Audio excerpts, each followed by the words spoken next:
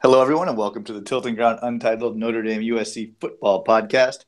I'm casual USC fan Michael Muto here with stoic Notre Dame expert Greg Falong. Greg, how are you? I'm here for my comeuppance, Michael. I've been gloating for 3 weeks now, and now the chickens have come home to roost. Just up front, this Notre Dame loss It's time. really put a damper on my USC sneaking into the playoff plan. It's not good, Michael. Yeah. Just right up front. So thanks for that. Sorry.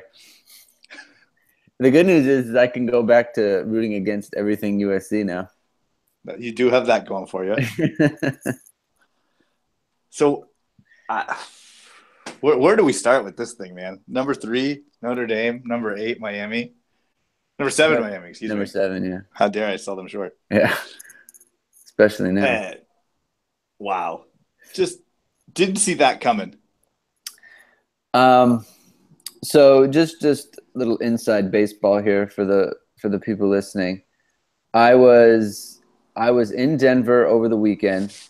We were visiting my friend Tim, our friend Tim, I should say, and this trip was scheduled months ago. So we didn't know what time the Notre Dame game was going to be. So our flight took off back to LA as the game was kicking off. So my plan was we were going to land, and I don't like watching in segments. I think we've talked about this before. Right. So I was just going to, not have it on. Like, we were on Delta, so I couldn't watch. They didn't have TVs or anything. And so I was just going to watch it. I was going to ignore it, keep the phone off, get home, and then watch the game. And I refrained from texting you. Everyone refrained. Yeah, no. In truth, I kept the phone on airplane mode like the whole time. So I get home, and we hadn't seen the kids, and the boy wasn't feeling very good, so I was tending to him, and I was like, you know what? I'm just going to check the score because it's late, and I'm just going to see. And I turn on the phone, and I go to ESPN.com, and I see the 41-8.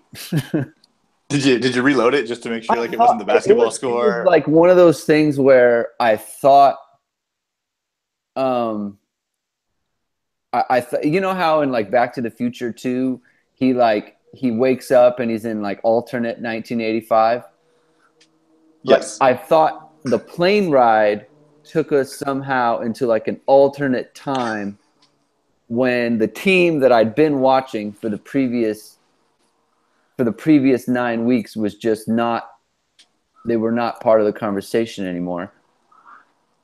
So it just that's what it felt like. It felt like an alternate reality. What is happening? I was confident earlier in the day. And then as I texted you, I was like, this Georgia thing is really kind of freaking me out. Because, Georgia just took a dump on the field. And I thought, well, wait a minute. Notre Dame hasn't done this yet. Usually you have a game where you just look terrible. And they everything goes wrong. And they haven't done it. And I thought Miami was they're not that much different than Auburn is. And I just had a really bad feeling. And I was texting you this, it's not in hindsight. He was. So yeah, I mean, that's what happened. And I think the biggest thing for me is that it was a complete just 180 from what the team has been the entire year. I watched it. Oh, and you're right. Yeah, I watched it too because I have to write about it and I have to talk about it. So I was like, I'm going to watch this stupid game. Oh yeah. And then I watched it live. Yeah, but I'm just saying because I hadn't seen a play. And so then I had to go back and watch it on it because I record the thing, and then I erased it from from history. But it just it's just like a different team, and the fact that this happened, you know, that like. I don't know what to think anymore, Michael. Like, where is this coming from? Like the fact that you can watch a team and they can be one thing, and then one night it's just, you know what? We're going to be something completely different than that. We're just going to be just another version of the same team. And I just like, it's just like I'm at a loss. Like I'm watching it and I'm thinking like this team that I'm watching, like they're not a bowl team. I mean, they're terrible. It was they were terrible. Like they were awful. And a lot of people are like mad at Brian Kelly, like as they should. Like, okay, I'm going to talk about this like macro and micro, right? So I'm not going to talk about the individual game stuff that was, you know, that I thought was lacking. And first I'm going to talk about just like the overall, because when the entire team looks like this isn't, oh, you know, like they didn't have a good game plan. Like game plans hurt you in kind of the margins when you're a good team. You know, like if you're number 3 and you come and start doing things that maybe you shouldn't be doing, like, yeah, that causes you to lose by like 7. Right. The number 10. 11 team in the nation can talk to you about that. Yeah, like, you know, you come out and that's one thing, right? You have a bad game plan. When you just come out and look ridiculous, it's not that they had a bad game plan. Like they weren't ready. Like they weren't and like. Well, Miami came out on fire. I mean, they did come out on fire, but like. But you should be able to overcome that. That's true. You should. Like this isn't the first time in college football history that a high-ranked team that was favored in a game went on the road and the other team came out hot. It's not the first time. Right, you just kind of got to weather the storm for the first, 8 minutes, and then you're fine. Yeah, just like someone has to make a play, and it was reminiscent of the national championship game in 2012 in that like no one was ready to make a play. Like no one was going to make the play that says, "Hey, like we're going to be fine. Like we're going to be all right." You know, let's just we're good, and we're going to figure this out because we're a good team, and we've been a good team, and it's going to happen. It was never happening. No one made that play. No one was going to be the one to step up and do it. And least of all, the quarterback, who, I mean, he had the same look on his face against Georgia. He looks, he doesn't look ready. He doesn't look prepared. He's just out there doing stuff. He's not aggressive. He's not making good decisions. I mean, people get mad like, oh, Brian Kelly, they always blame Brian Kelly, but it's Chip Long. Like, oh, what's with the passing? Well, Chip Long called a touchdown on the first drive, and it was overthrown. And it's been happening all season, For usual. Yeah, and look, you can say, well, that's what they've been all year. Like you can't count on that. And that's correct. Like you shouldn't. But at the same time, like they called the touchdown.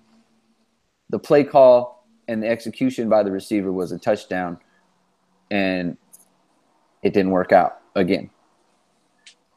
And you just got to be able to capitalize on those opportunities in a game like this. Like if you go and hit a big play for a touchdown on the first drive, all of a sudden, Miami is like, oh, yeah, you're good. Yeah, like this team is real, and we can't be swaggering around. Instead, it's incomplete. They have to punt.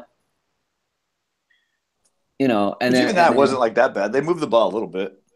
No, they did. I mean, they were at the 35 or whatever it was. It was that second drive when the writing was on the wall there that this is about to go south. Yeah, suddenly, yeah. Because even Herbstreit was like, "Oh, it's going to be a field position game," and then it wasn't. Yeah. So, and I don't know what it is with Notre Dame, and like they have this. and it's a terrible comparison because this other entity has never done anything ever, but they're like U.S. soccer in that Oh, okay. I see where you're going. U.S. soccer is they're always coming on.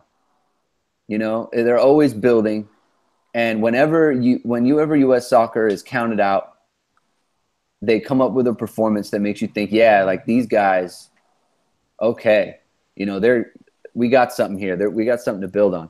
And then as soon as they get to the point where it's like, okay, they are now established, we have expectations and we expect this from you, they don't know how to handle that. And this is more than that, coaches. they embarrass themselves. Exactly. You said it last night, yeah. This is across coaches. Yeah, like I said last night, it always ends in humiliation. And I never thought about that. So the first when I saw that, when you texted that to me, I thought, oh, Greg's being, hyperbole here. Then I thought about it. I'm like, no, man, he's right. Like that national title game was sad. That bowl game against Ohio State was garbage. This is embarrassing. Like it just last season was embarrassing. Like it just falls apart. Yeah, every time it ends in humiliation. It never ends on the high note. It's always just, no, we are humiliated. It's across coaches. It happened in 2005. It happened in 2006. Like every good season you can think of. It happened in 2012. It happened in 2015.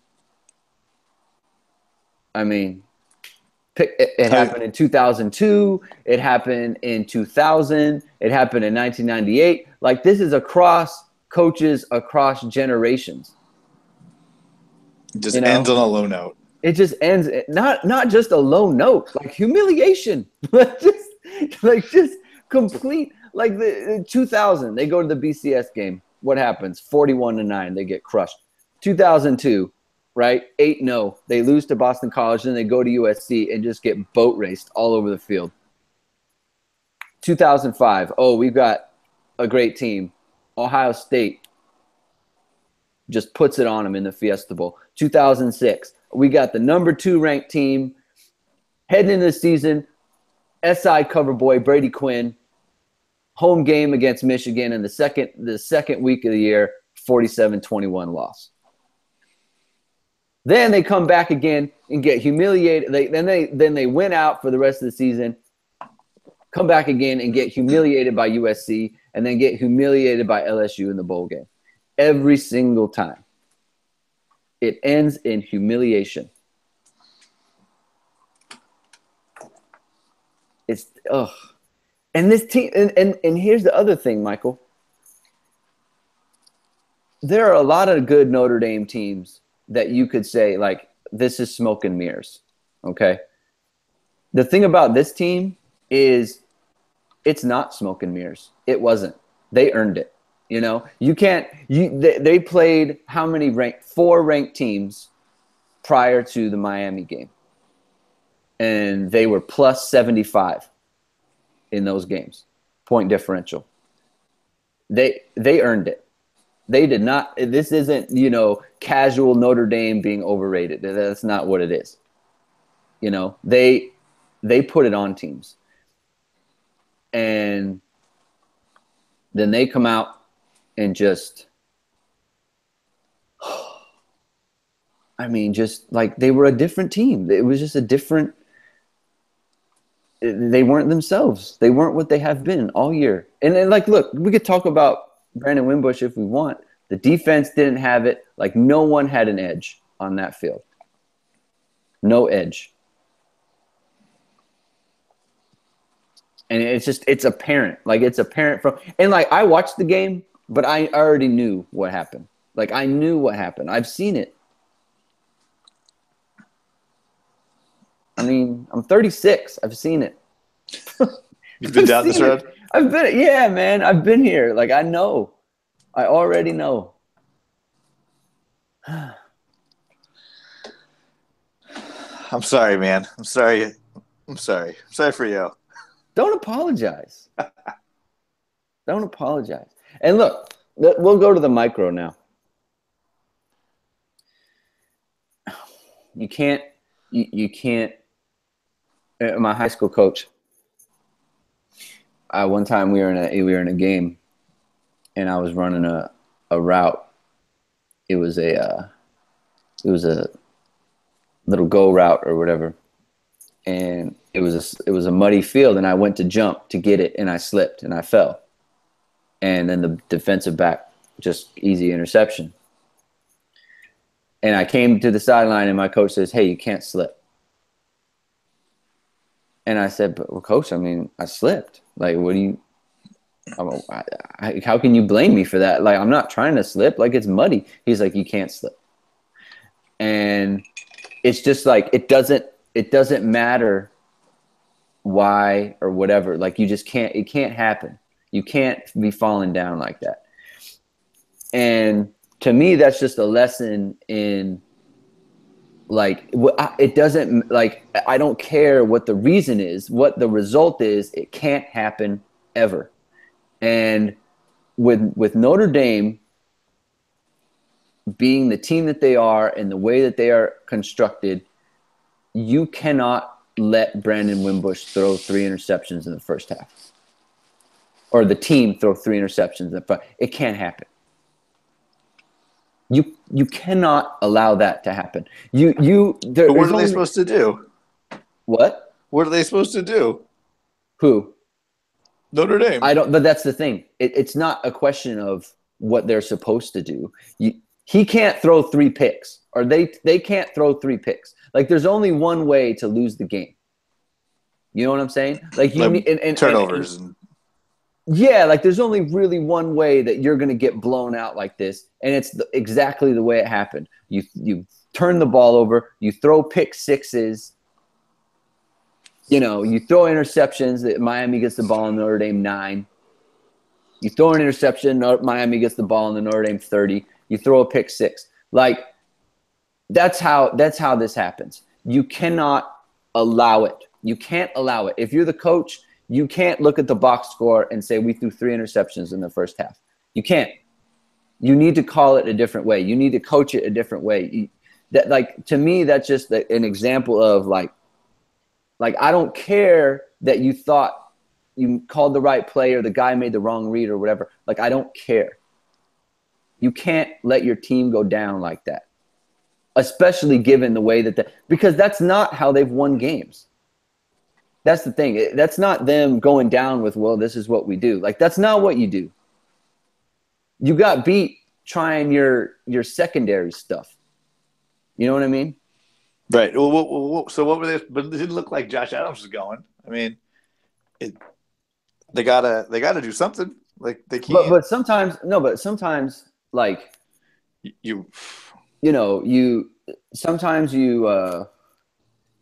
the running game gets stifled early.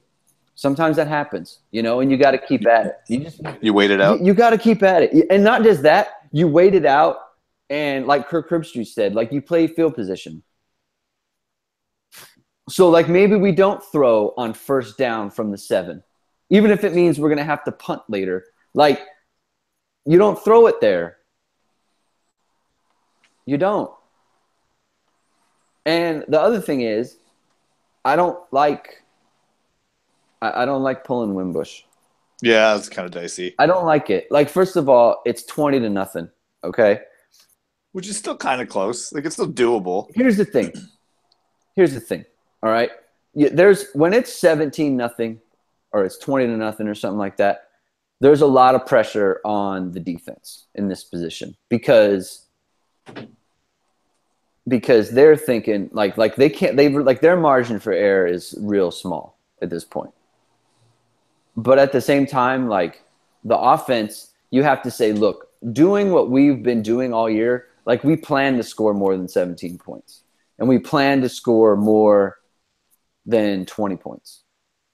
So it's like, yeah, I know you're in a big hurry and you were dumb and you received again.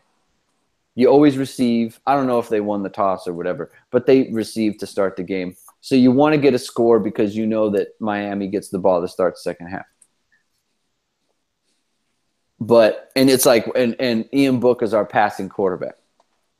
You need to, like, you're not going to do anything this year without Brandon Wimbush. Like, you just need to stick with him. You have to. You can't do the thing where it's like, oh, we're going with our passer. I mean, he's done it in the past. It's not like it's just this year. Like he did it with Everett Golson all the time. I don't like it. And then they brought Wimbush back in. It's like, well, why'd you yank him? Yeah, like I don't know. Maybe he just wanted to settle him down. I don't know. It's week 10. Like you can't be pulling your quarterback. Like no. And that just sends the message to the team like we don't believe in this guy. It's hard for the team. Oh yeah, like well, maybe we're not as good as we thought we were. Exactly. Like we're playing past expectations. Like you can't go into halftime and say, oh, we're fine. When you just pulled your quarterback, you're not fine. If we were fine, you wouldn't have pulled the quarterback who got us to 8-1. Like if it's 23-0 at halftime and Wimbush played the whole time, you could make a case for you're not panicking. Like, hey, you could just like guys, we'll make a play on defense. Yeah, we're gonna figure this out. It's gonna happen. Yeah. But it's like when you go to pulling your quarterback, it's like, well, no, we're not gonna figure it out because you just pulled our guy. Right. I mean, unless he had some miracle comeback, when on his first drive. That was the only way. He had to look great on that first drive and then stay in the rest of the game. I'm not a huge fan of that. No. And the interception return for touchdown. Yeah. Probably didn't help everyone's confidence. I mean, that's just one of those things. Like, I mean. But that's why you can't do that, though. That's why you can't put the backup. That's what happened. Yeah. Right. And it's like, of course that's what happened. Like, of course the kid threw a pick six. Like, Jesus. Oh. What'd you think was going to happen? Yeah. I mean, yeah. So, and then they get the ball and score, and it's 34-0. And now you're not in the game at all anymore. I mean, it's 34-0. Yeah. I will say the Notre Dame defense, they tried their best in that first half. I mean, they kept Miami to a couple field goals on drives that probably could have been touchdowns, which is hard work. And unfortunately, in the blowout, that's going to get kind of lost. Like, they did the best they could. I mean, they could obviously they could have played better. The first touchdown was a drive. The touchdown after halftime, that was a drive. Yeah, the game's over at that point, though. Yeah, but I mean, yeah, you could just tell like they weren't ready to go. You can look at the results and that's fine, but it's just like just watching them, it's like they weren't playing their best ball either. I mean, the whole team, none of them were ready to go. They just weren't. And and I got this I'm watching the quotes from the teleconference today and it was really loud. It did seem really loud. It's a good grief, like that's the kind of thing. Like I don't, and Brian Kelly's like, it's my fault for not getting them ready to play or not mentally prepared for that. My goodness, like what did you think was going to happen? Like you play for Notre Dame, like you can't handle if there's going to be noise in the stadium. Right. Yeah. It does seem like a weird excuse, and you should have heard noise. It's an excuse. I don't know what it is. Like I just don't want even to hear about it. It's like our performance was affected by the crowd. Oh, that is just, it affected players. Come on. Oh, I hate that. Like I just hate that. And I know it's like they're college kids, and I get it, and they're human beings, and they're young, and that's fine. But still, it's just, I mean, the game is hard enough, and now it's like the crowd is affecting it. So, well, there's someone I've mentioned before on the podcast. I think last season, yeah, I mentioned it, and a little bit this season. I don't know about Mike McGlinchey, man. He might fade at the wrong times. I don't know if that's like a learned skill or like he puts too much pressure on himself. I just feel like, I mean, he's the guy that gave up the Georgia sack fumble. He looked garbage yesterday. And he's supposed to be the best. The problem is he's supposed to be the best player.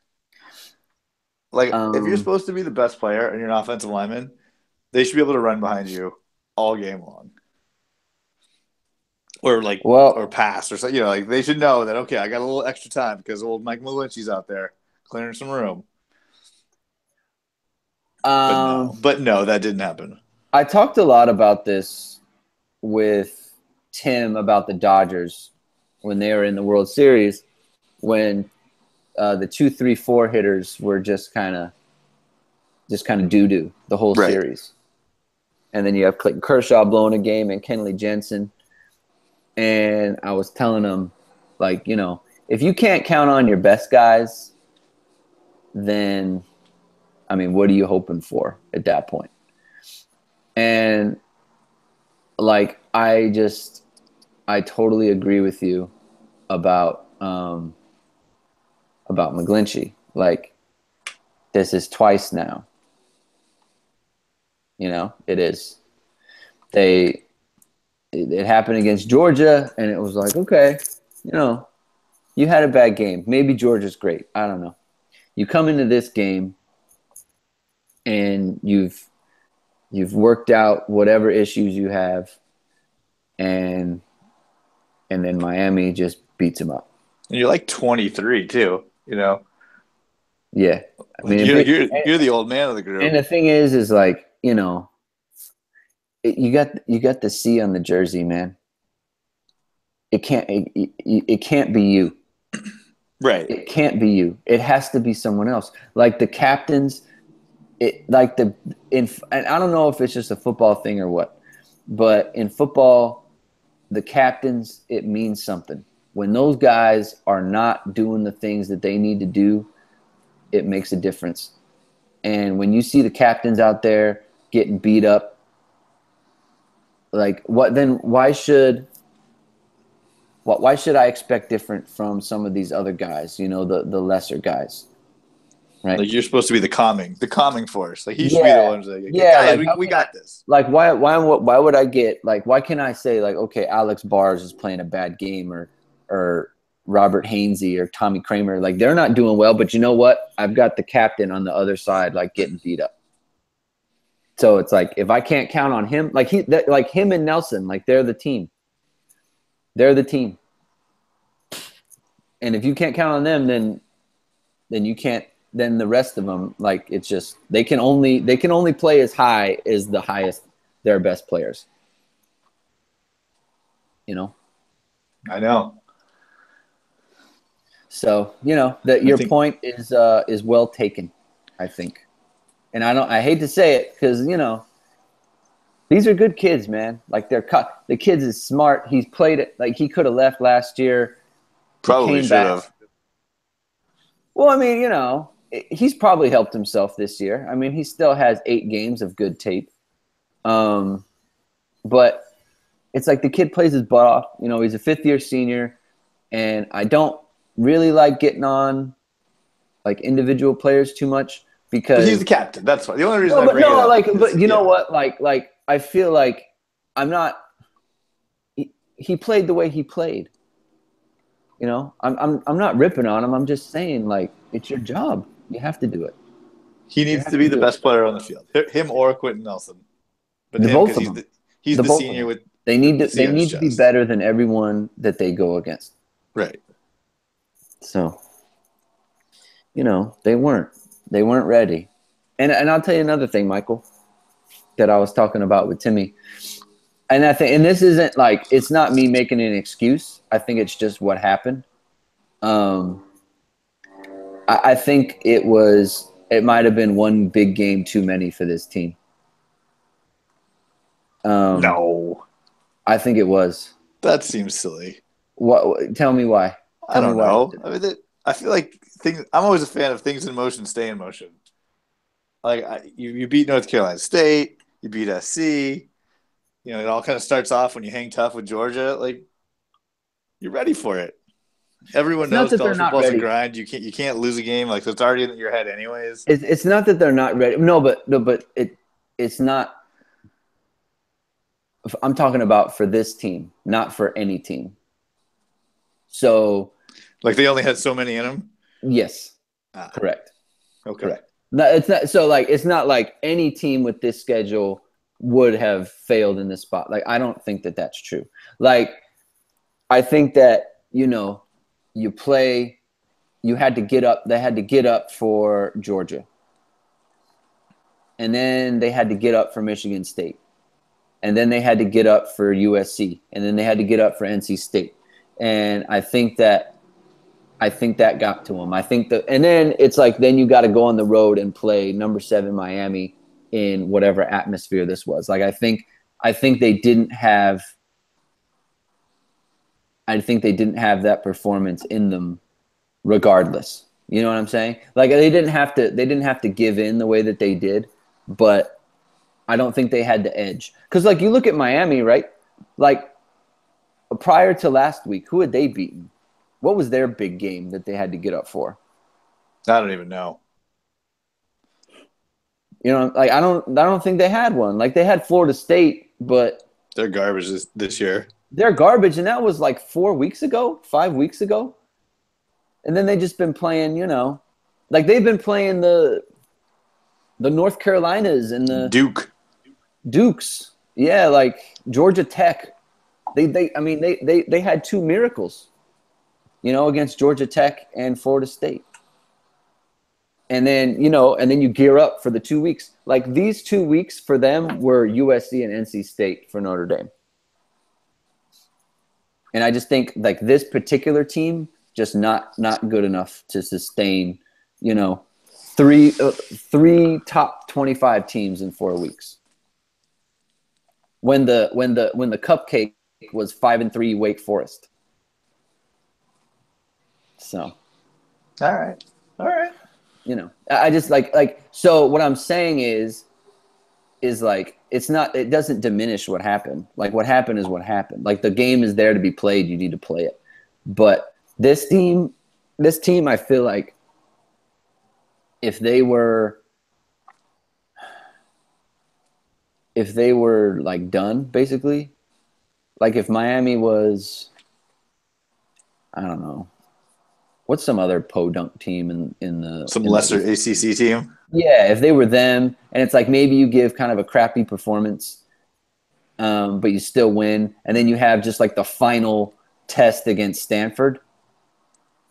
Maybe it goes different, but it would have been exposed. It would have been exposed in the playoffs. Like, I think we know that now for sure. So it's like, it sucks that it happened. It sucks that like it happened the way it did, but there was clearly a fatal flaw in this team that just wasn't going to be overcome. So we'll see. Where do you think they end up when the season's over? I don't know. I mean, it's just like it's such a tough question. Like, I don't know, right? Like, I don't know. Like, what team am I getting the next 2 weeks? Am I getting the team from the previous 9, or am I getting the team from last night? Because if it's the team from last night, they're not beating Stanford. So that's another loss. So that's 3. And then, I mean, it's freaking Navy, man. Navy always plays Notre Dame tough. They do. And they just got this new quarterback kid who's like, I don't know, dynamic or whatever, apparently. See, I thought Navy would be where they goof it. Yeah. It's hard now. Not Miami, but now, yeah. I mean, if I thought they were going to goof it when they were good, now that they're reeling, I guess my thought process will hold true. It does change it. Like, I don't know, man. I don't know. So yeah, I don't know what team I'm getting now. Like, I don't know what to believe anymore. It's like a whole new season on next Saturday. It is. Like, it's all, I don't know what to think about it. Like, honestly, I go into next week with low expectations. I mean, here's the thing. I think that Notre Dame has shown that they can run the ball when they don't have like a real crazy defensive line on them. You know, like all the stuff that's available to Notre Dame against Wake Forest or North Carolina or Boston College, like whatever's available to them against those teams, it's available. Like Navy can't take anything away from Notre Dame. Like even if Navy's like, you know what, we're determined to keep Notre Dame from running the ball. Like it doesn't matter, right? They can't take anything away. Miami can. Miami can make Brandon Wimbush complete passes, but Navy can't. Or try to complete passes is probably the proper way to phrase that. Now, that was true of Navy last year, and they won the game. So, I don't know, man. Like, I don't know. I don't know. It's just, I don't know. That's the thing with Notre Dame is like once the thought of a playoff is gone. I mean, because it's not like with USC, right? Like they got blasted by Notre Dame, but it was like, hey, Pac-12 South. That's all they care about. Like, and that's a nice carrot to dangle out there. We could still win the Pac-12 South. Like Notre Dame doesn't have that. They don't have that. Like, Jesus, man, they're going to go to senior day. Like, Mike McGlinchey's going to walk out there having just gotten blasted. It will be senior day. It is true. They have that going for them. Yeah. Or they'll all just be sad because they were in their senior seasons. I'm sad. Rightfully so. Yeah. Did you see Drew Tranquill was on the short list for the Ronnie Lott Award? Oh, yeah? I don't think he's going to win I don't know that. what the Ronnie Lott Award is, though, but I think maybe it's top defensive player. Because we all know the Thorpe Awards for best defensive back. Yeah, and he's not a defensive back anyway. Right. So it honors college football's defensive best in character and performance, the Lott Impact Trophy. I don't think he's going to win that. Well, he was on the short list. Him and Cam Smith. Okay. I'm just trying to give you a silver lining for things I saw. There are no silver linings. Not today. I don't think that 33 trucking thing is going to go off either. No, I think that they got jackknifed. Oh. Trucking jokes. Thank you. Oh, man. Mike Muto. That's beautiful. That was a big and one. they were talking about him like something was wrong with Josh Adams. During the whole broadcast, like, I don't know. He had those headaches last week. I don't know. Looks a little slow. Looks a little slow for me. That's what Herbstreit kept saying. It is. It's hard to run fast when there's like people right in your face. 9 guys in front of you. Yeah. Yeah. Yeah. Hole's not as big. It happens. Mm-hmm. I just for the record, while we're here, I hate number 8 on Miami. I don't know why. He just looks like one of those guys that like loves college football like a little too much. Like he's like 25 and like Barrios? on the team. What? Braxton Berrios? Yeah, there's a receiver, the slot receiver. Yeah. Yeah. Yeah. I saw them when they played Duke, and I was like, oh, this guy.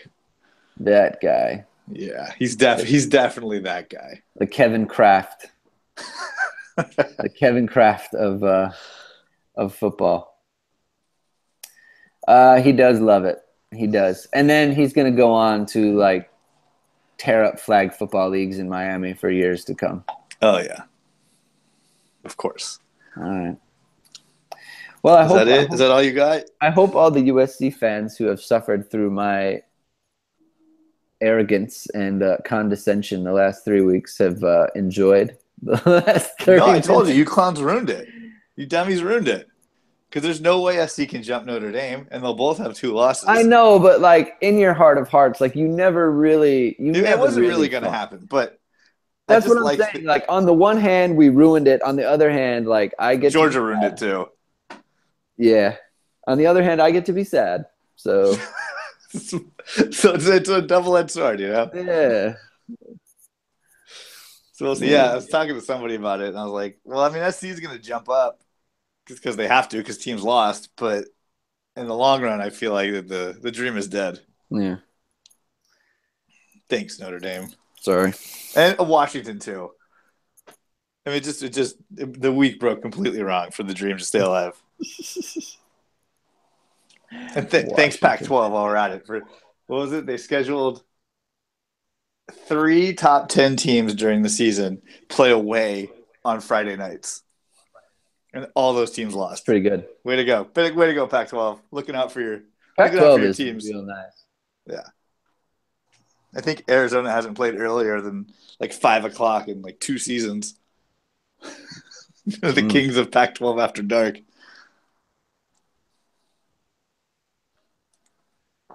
But I digress. Since we're talking about the Pac-12, let's get to the USC Trojans. Let's do it. You noticed in the intro, I said casual USC fan because I'm not committed to these guys. I just can't do it. Just can't do it. They're just gonna hurt me. Dude, 2 seconds ago you wanted them to be in the playoff, and now you just can't get into them. That's funny. Like I said, let me restate my position from last week. It wasn't that I thought they were good enough or they're better or any of that nonsense. I just thought that the way the schedules were going to break and who could lose and who could win, that people would say they deserve to be in the playoff. That's all I said.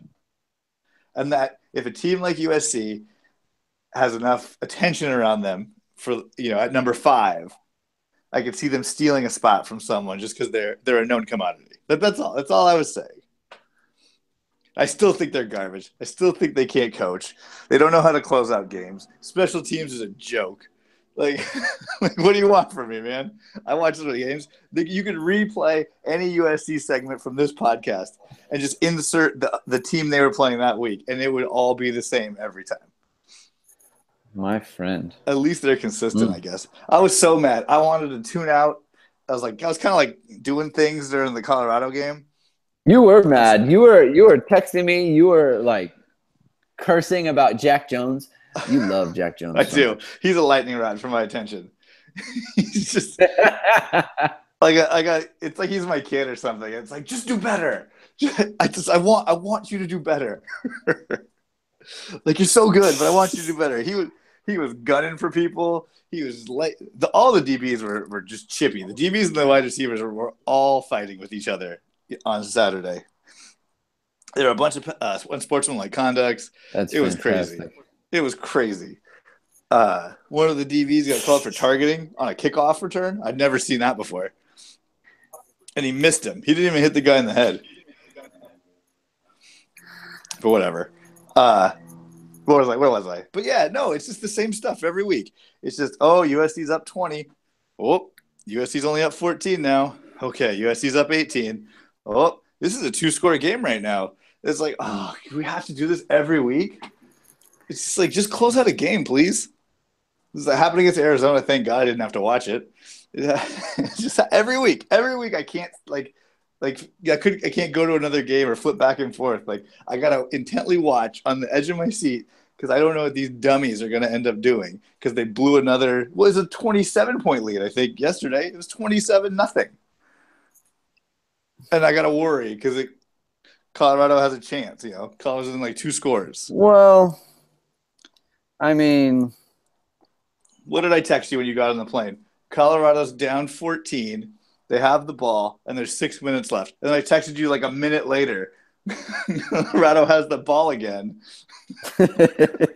Down 2 scores with 5:30 on the clock. I don't even know how that happens. Like, that's embarrassing. Like, that's super embarrassing. Ball again. What they run, like a 15-second drive. Like, I think the kid threw a pick, and then USC did punt it or something. I don't even remember what happened.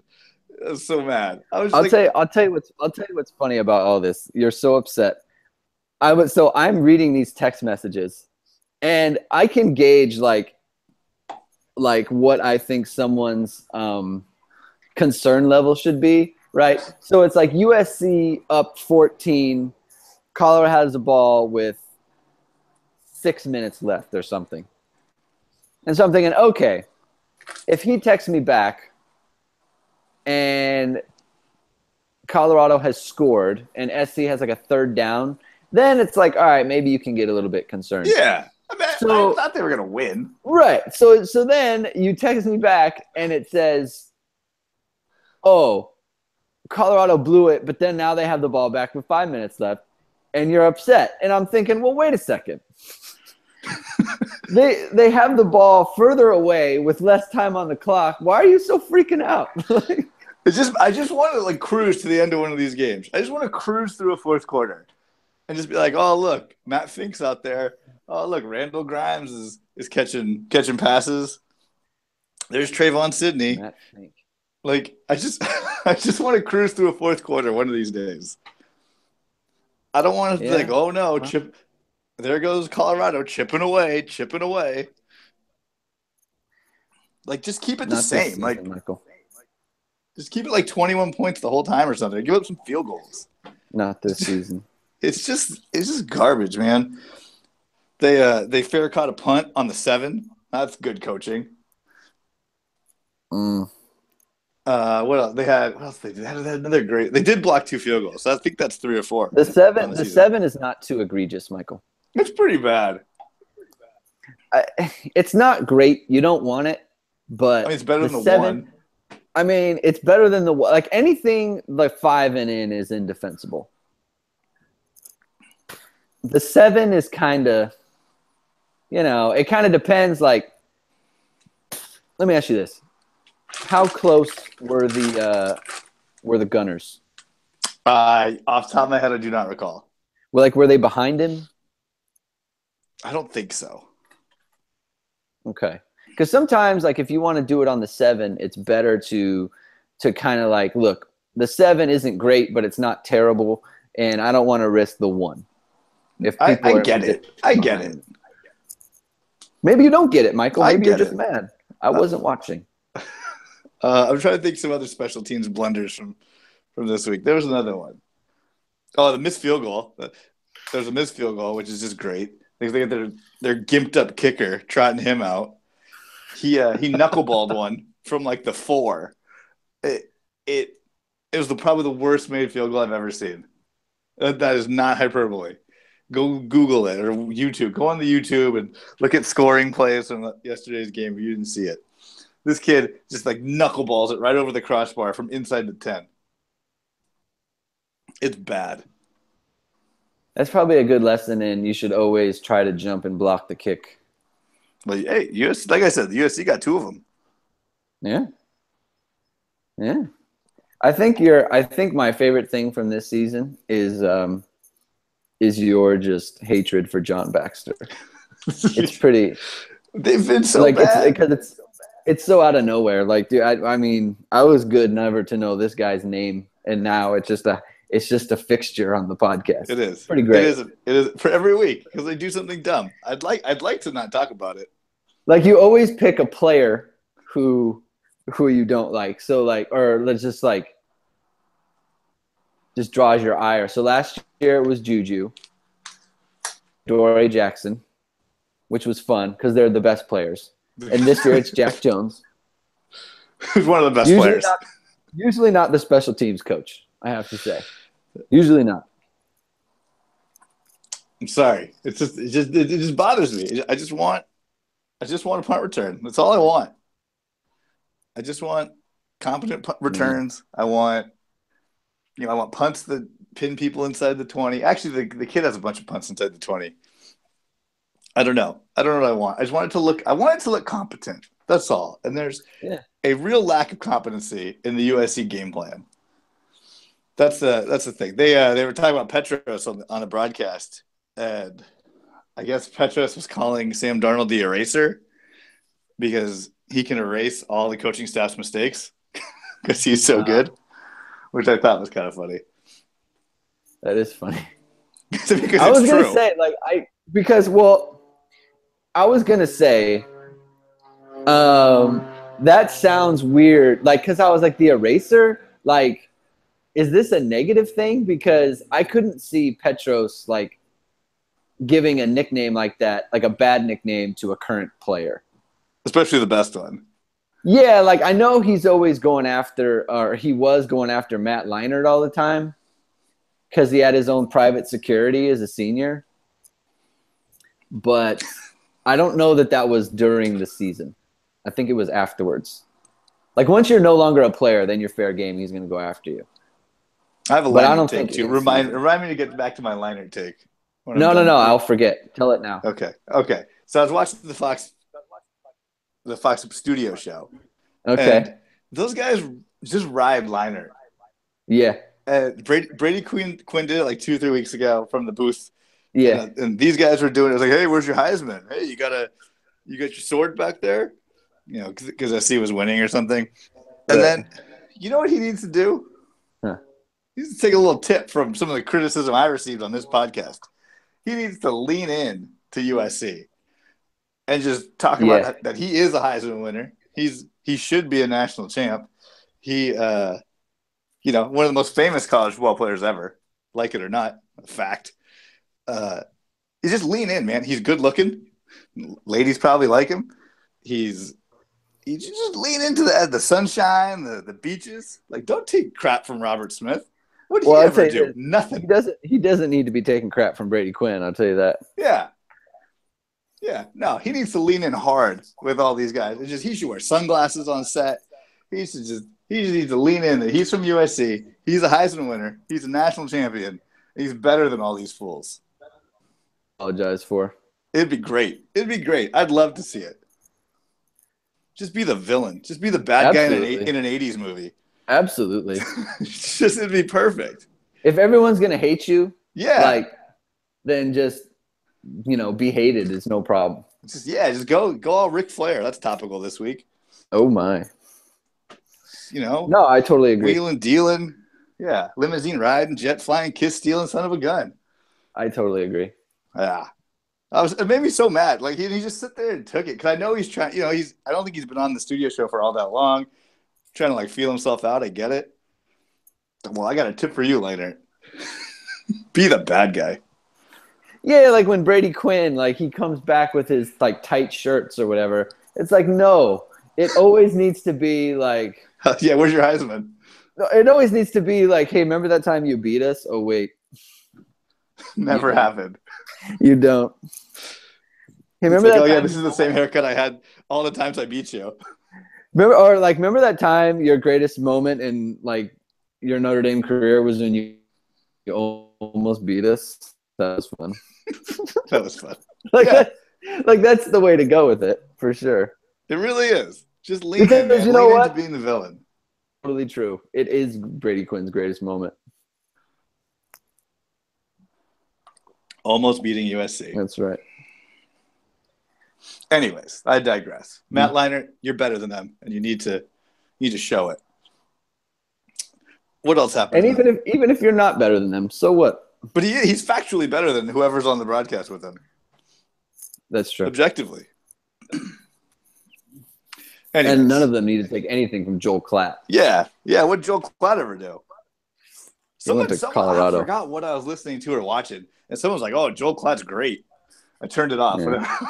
I promptly just changed the thing. It was like a podcast or something. They're like, "Oh yeah," they were talking about good announcers, and someone said Joel Klatt. I'm like, "Well, clearly you're not watching those games every week."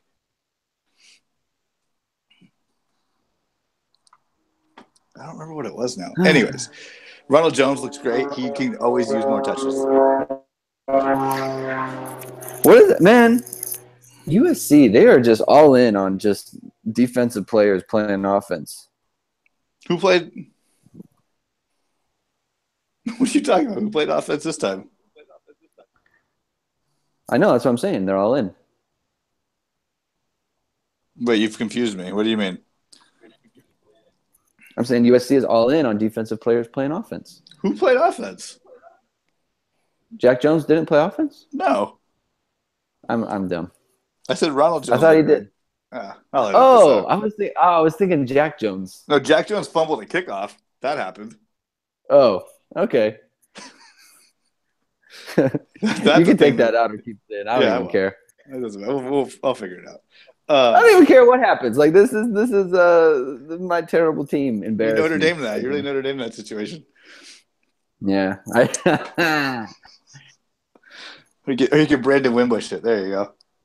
But they do try to put him on offense, right? They are trying to do No, that. I think they always talk about it, and then his ball security issues that have come up when the ball does get in his hands might be the hindrance to him actually playing. Some point.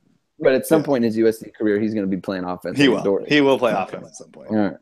If he ever takes a punt to the house, I guarantee you he will then be on offense the next week. All right, there it is. But I think he has a little not the most reliable person, generally speaking. He got beat for a touchdown for like, I don't know. I think he got beat on the 79-yard touchdown, and then he got almost beat on another one. No, he did get beat on like a 40-yarder or something. So that's great. That keeps the streak alive of long touchdown passes against the USC secondary. Everybody was killing him on Marshall all season long. Right on track to win the Jim Thorpe Award then. That's all you need is to give up touchdown passes in crucial moments. And he has four interceptions, just like Adoree last year. Yeah. Jim Thorpe. He just needs a fumble recovery for a touchdown and then a couple punt returns. Oh, my. The Thorpe Award winner. I will say this. Position. We criticized the USC defensive backs and stuff. It's weird how they give up the big plays because it's not like they miss tackles or, they're close. It's always just someone just wide open or someone in the wrong place and just some offensive player just getting loose. They're pretty good tacklers and they're pretty good when the ball's in the air because they're handsy, It's just these mental lapses that give up these giant plays. It's unbelievable. I mean, I guess that's what they play, right? Because they know they have the better athletes. So it's like, whatever. We don't make adjustments. We're USC. Yeah. It's like, whatever. It's cool. They'll make a play eventually. Even if they don't, Ronald Jones will get it right back. It's cool. That's it comes full circle. That's the Miami. That's the way they used to do things. Just makes me mad. I just want a consistent performance all the way through the game. Just one time. Well, I mean, I got bad news for you, Michael. It hasn't happened once. It didn't happen against Western Michigan. It might happen against UCLA. I don't rule that out. Oh, it did happen against Stanford. That's not even true because that Stanford kid had like 200 yards in the first quarter. He did. So, I mean, then they came around and beat him. So, so maybe next week against UCLA, that'll be the one because UCLA is kind of dead to rights. See, this is like, oh man, not to bring it back to Notre Dame, but like it was a big weekend for Notre Dame. Well, no, but like when USC, right, when like Notre Dame beat up USC, it's like it's surprising because Notre Dame never does that, but at the same time, like USC had shown us a number of times that they weren't good. Like they'd shown us like, hey, we're vulnerable. Like we're ready to get beat by a good team. It was Central Michigan and it was Texas, and they had already lost the game to Washington State. They were close in the fourth quarter against Cal. Like this had been happening. Notre Dame this year is like 32-point win, 1-point loss, 30-point win, 20-point win, 30-point win, 23-point win, 35-point win, 21-point win. Like they were crushing teams. Their closest victory over the span of the from Georgia to the game last night was 11 points. Their closest victory. I mean, they hadn't trailed all season by double digits. And really? I mean, I guess that makes sense. Yeah, never. They were never down to Georgia by more than like 2 points, 1 point. They were actually, it was only 1 point the whole time. They were losing. They were winning all the way up until 17-16. Then they took the lead 19-17, and then it was 20-19. That was it. They never trailed by double digits all season. Until yesterday. And then at halftime, or one drive into the second half, they were down 34-0. Yeah, there wasn't really any writing on the wall for that. You couldn't have predicted it. It's like people got mad at Brian Kelly because he's like, I didn't see this coming. No one saw it coming. Not like this. Yeah, Miami can barely beat North Carolina. What's that? Miami can barely beat North Carolina, and then they lay it on Notre Dame. Yeah, like they needed a last-second field goal to beat Georgia Tech. They needed a miracle fourth down conversion to beat Georgia Tech. They needed a miracle pass at the end to beat Florida State. Like a straight-up miracle, like things that you can't even count on. Just miracle plays. Freaking 34-0 down. Incredible. Oh, I'm so sad. I was so sad last night. Just freaking laying in bed. I woke up this morning at 3:30, and the first thing I thought was, man, these freaking guys. They did it again. They do that? Yeah, like they did it again. I can't believe in anything. Like the moment that I think, like I get to the point where it's like, yeah, I got it. Like my guard was up all season. You know it. Everyone else knows it. Right? Even after USC, I was like, all right, I guess. Like it was begrudging. It was begrudging belief. Like I was like, all right, I guess I have to believe in them. Like they just beat USC by 35. I have to get on board with this. Nope. 34-0, just getting crushed. So what do they have left? They have Navy and Stanford, and USC has UCLA in the Pac-12 title game. Yeah. Go, because SC clinched the Pac-12 South, by the way. I didn't mention that. Good job. Well, I mean, that's the goal every season, right? I guess so. Scott Wolf had a funny tweet after the Dodgers lost the World Series. He said it's okay the Dodgers lost the World Series because the Pac-12 South was the goal the entire time. You know what's sad is like USC is going to win the Pac-12 championship and like play in the Rose Bowl. And Notre Dame's going to be 8-4 and play in like the Champ Sports Bowl on like December 28th. Yes. Does the Rose Bowl one of the college football playoff games though? Whatever. I keep forgetting to look into that. I mean, do they do the Rose Bowl and the college football playoff? Yeah, I think it's two of the bowl games are the playing games. Are at the same site, right? And I think they try to like. So I think if SC was one of the top 4 teams, they'd put them in the Rose Bowl. Yeah, but I don't know what they do when it's like the BCS, right? Didn't one year they have not a Pac-12 or a Big Ten team in the Rose Bowl? Yeah. So yeah, so I'll know next week. I'll look into it on what the rules are for seeding in the college football playoff. I wonder where USC is going to end up. So they were 11. Stupid Washington lost. So now I don't even know what I want from the Pac-12 North to happen. I guess I want Washington State to win out, so then SC can avenge their loss at least. Yeah. Also, we need to finish building our stupid football stadium because I have a hunch that it will alternate Pac-12 title game sites from LA Stadium to San Francisco Stadium because that only seems fair. It does. That's correct. And no one ever goes to Pac-12 title games, so that's like a freebie right there. It is. It's a good point. So yeah, we got to finish that thing up. Good point. So let's see. So I bet USC gets to like 9 in the college football. Yeah. No, because Notre Dame will still be in the top 10 somewhere. That's true. Well, they probably jump. Do they even jump Washington? Yeah, they jump Washington. That's one spot. Or what Washington before that? Washington was 8, I think. Oh. So that's 1.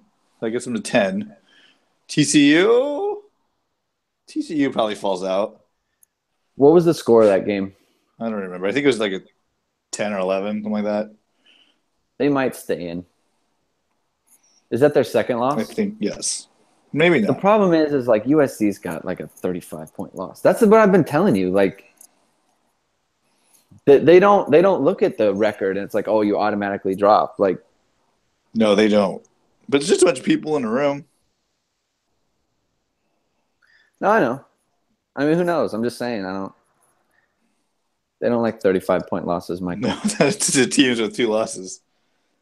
It was 38 to 20. Oklahoma beat TCU. Yeah. And TCU is now 8-2. Yeah.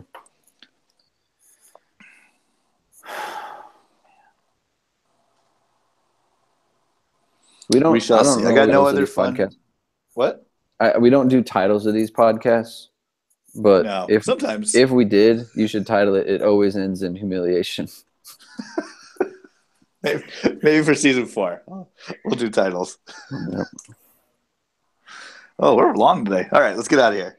All right. Greg, I'm sure we'll have a recap of the sadness from Notre Dame's heartbreaking defeat to Miami. Yeah, I'm gonna write that tonight. The boat racing in the Biscayne Bay. Yeah.